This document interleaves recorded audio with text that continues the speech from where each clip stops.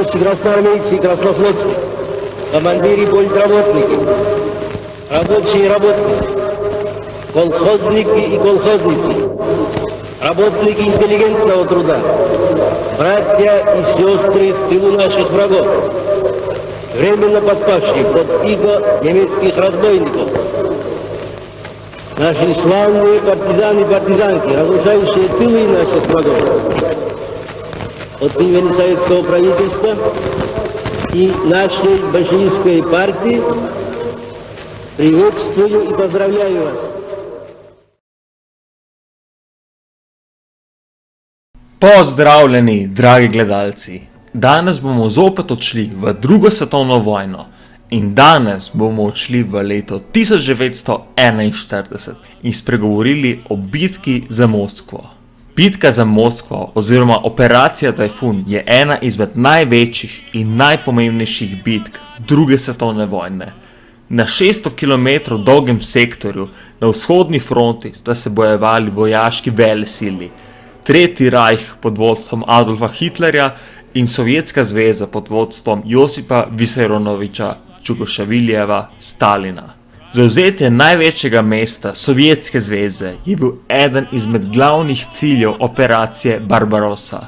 Hitler je namreč predvideval, da se bo zaradi tega zlomila celotna Sovjetska zveza. Začetne faze operacije Barbarossa so se izkazale za zelo uspešne pri Nemcih in zelo katastrofalne za Ruse. Mogoče bi le redki ljudje zanikali, da so bili Nemci ob napadu na Sovjetsko zvezo neuspešni. V samo 3 tednih so onesposobili 28 ruskih divizij, več kot 70 divizij pa je izgubilo več kot 50% svojih mož in opreme. Bliskoviti napad je presenetil Rdečo armado. Vseeno pa so tudi Nemci utrpeli izgube v njihovem napadu na Sovjetsko zvezo.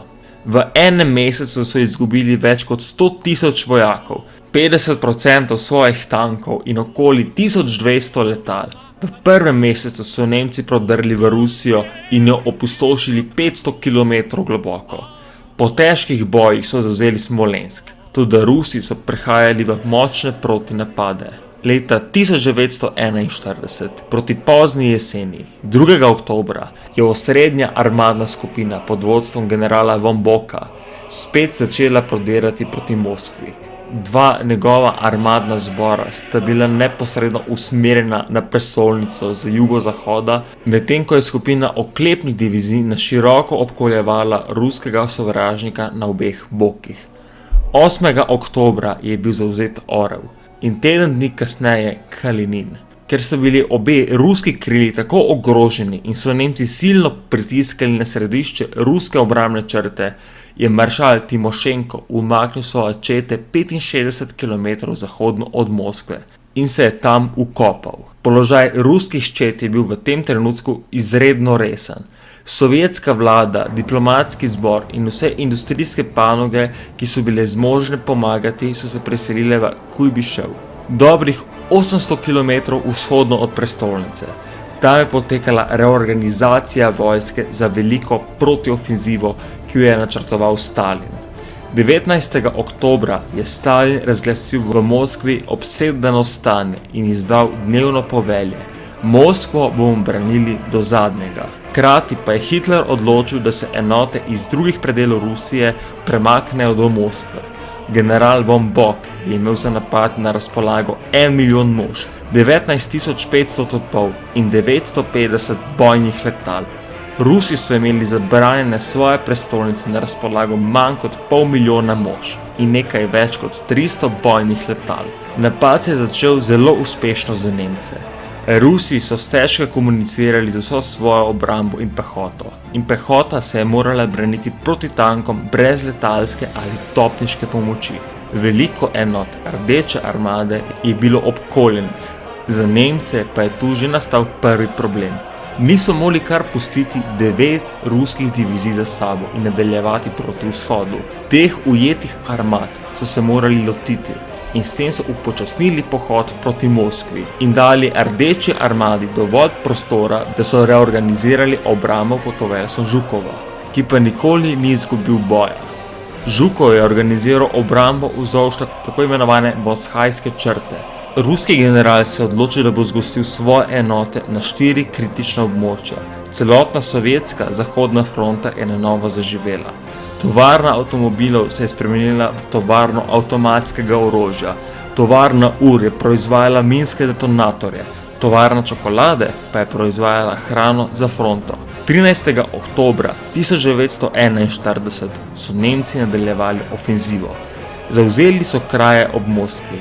General Žukov pa se je moral s svojimi enotami umakniti na vzhodno stran reke Narve. Na jugu so se nemški tanki pod povesom Guderiana brez večjih težav pomikali proti Tuli, ker se mozahajska obrambna linija ni razširila tako daleč na jug. Vendar pa slabo vreme in težave z gorivom in slabe ceste so pripeljale k temu, da so dosegli obrobje Tule šele 26. oktobra 1941. Prvi poskus zavzetja Moskve je spodletel. Nemški tanki so bili zaustavljeni s strani 50. armade in civilnih prostovoljcev v obupni bitki. Guderianova vojska se je ustavila na vidnem mestu 29. oktobra 1941. 13. novembra 1941 so se v Orši srečali visoki nemški poveljniki. Na temu sestanku je bila sprejeta odločitev, da začnejo drugi napad na Moskvo. Medtem so Rusi poslali v Moskvo še dodatnih 100.000 mož, 300 tankov in 2.000 topov.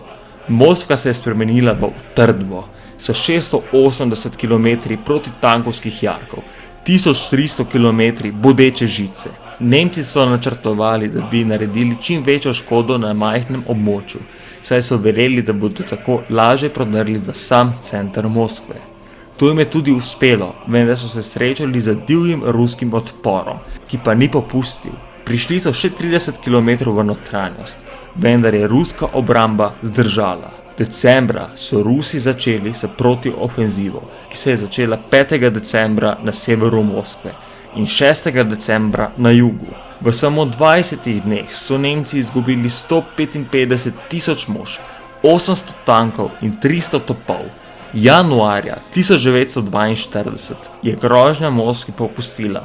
Nemci so imeli še malo rezervnih enot, medtem ko so imeli Rusi še 58 divizij Rdeče armade. Nemci niso zdržali, operacija Barbarossa pa je spodletela. Glavni vzroki za izgube bitke pa so bili: nemški vojaki niso bili dovolj opremljeni za ruske razmere, avtomatsko orožje in avtomobilski motori so v hudem mrazu zmrznili, slabe ruske ceste so onemogočale hitre premike motorizirane vojske, vojaki Rdeče armade so se umaknili na nezasedeno ozemlje, kjer so reorganizirali vojsko. Sovjetski zvezi pa so pomagali zavezniki. Britanci in Američani so po severnem ledenem morju ter prek Irana pošiljali hrano in tehnično in zdravstveno opremo. Upam, da vam je bil današnji dokumentarec všeč. Če vam je bil všeč, pritisnite like in se naročite. Hvala in lep dan.